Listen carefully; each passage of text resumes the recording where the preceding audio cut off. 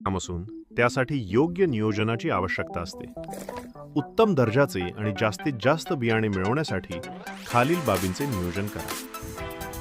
1. जमिनीची निवड आणि मशागत. जमीन मध्यम ते भारी, पाण्याचा उत्तम निचरा होणारी आणि सेंद्रिय कर बसलेली जमीन निवडा.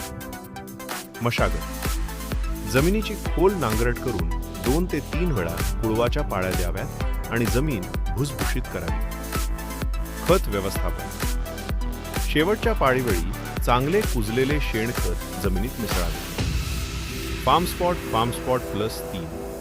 2. मातृकांद्यांची निवड. Mother bulb selection. आकार व वजन.